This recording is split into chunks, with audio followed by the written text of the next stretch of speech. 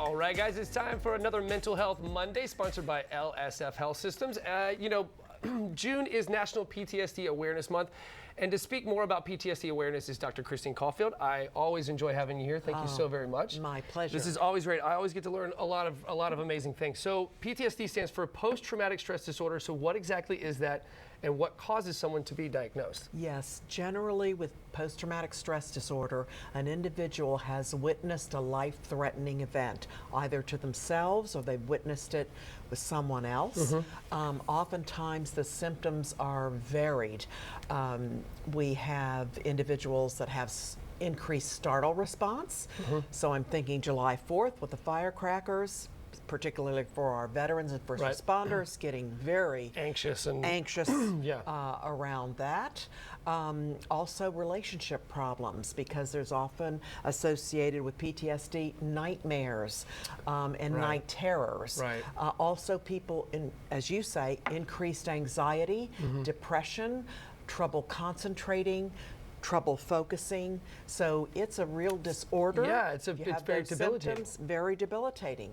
So you described some of the symptoms of PTSD. Can you elaborate a little bit more on those? Like, is there? Certainly. So usually we think about post-traumatic stress disorder with our veterans, for example, or our first responders, but anyone in the general population can experience it. If you've been in an automobile accident and went through that trauma, just getting in the car again post-accident can really bring up feelings of PTSD, and if these symptoms continue over a month, it's time to seek help. Yeah, absolutely. Seems like it's more chronic at that point, right? Indeed. We actually have to, So let me ask you, PTSD, is it only when it's like something life-threatening, or can it be something like say, like your parents pass away or things like that? Will those cause PTSD as well? Yes, they will. Okay.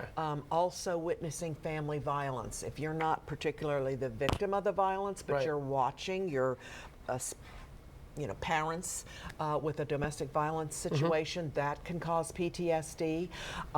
Witnessing other types of violence, living in a neighborhood that's always at risk for violence and crime. Yeah, can definitely exacerbate those symptoms. So PTSD affects first responders in particular, right? Especially if they see a lot of wild stuff. So why, how can they seek help? So why do they suffer so much from PTSD, and how can they seek out help? Well, if you think about our first responders, their daily life consists of walking into a lot of traumatic situations, witnessing traumatic situations, and so they're higher risk for all types of mental health disorders and addiction, including post-traumatic stress disorder, because that's part of their job, the nature of their job every single day. And that repeated trauma and witnessing the trauma really puts them at high risk for post-traumatic stress disorder. I can imagine. As first responders, my dad was a cop, my uncle's retired JSO. Some of the stories that they told me are wild, and how they go home and just check out, and just go back to normal life is kind of beyond me, really. Exactly, and it really impacts the family because of their symptoms as a result of that traumatic event or continued traumatic events. But we've got a great program for our first responders.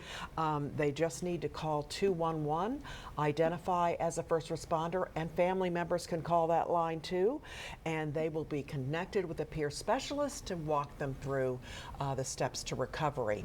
Also, stayfitforduty.org is a website that our first responders and family members can tap into. Excellent. Doctor, thank you so very much for joining us today. I really do appreciate it. It's always an honor to have you sit in the seat with us.